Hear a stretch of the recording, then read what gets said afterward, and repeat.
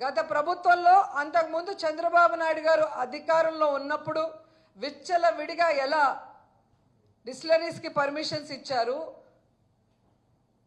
ఏ విధంగా మద్యంలో వీళ్ళు దోచుకున్నారో వాటి మీద కేసు వేయటం జరిగింది సాక్ష్యాధారాలతో. మరి దాన్ని ఇప్పుడు ముందుకు తీసుకెళ్ళండి. దీంతో పాటు దాన్ని కూడా ముందుకు తీసుకెళ్తే మీరు స్కామ్ చేశారా మేము స్కామ్ చేశామనేది తెలిసిపోతుంది. జగన్మోహన్ రెడ్డి గారు స్కీములు మాత్రమే చేశారు, ప్రజలకు అవసరమైన బటన్లు నొక్కారు. ఒక బటన్ నొక్కితే రాష్ట్రంలో ఉన్న పేదవాళ్ళందరి అకౌంట్లకు పోయి డబ్బులు పడింది.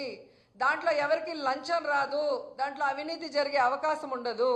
కానీ చంద్రబాబు నాయుడు ఇచ్చిన హామీలు ఏవి బటన్లు నొక్కకుండా కేవలం రాజధాని పేరుతో 1,00,000 కోట్ల పైగా దాంట్లో పెట్టి ఈరోజు దోచుకునే కార్యక్రమంతో ఏ విధంగా జ్యుడిషియల్ ప్రివ్యూ రద్దు చేసి రివర్స్ టెండరింగ్ రద్దు చేసి మొబిలైజేషన్ ఫండ్తో ముందుకు వెళ్తున్నాడో చిన్నపిల్లోడిని అడిగినా కూడా చెప్పే పరిస్థితి ఉంది.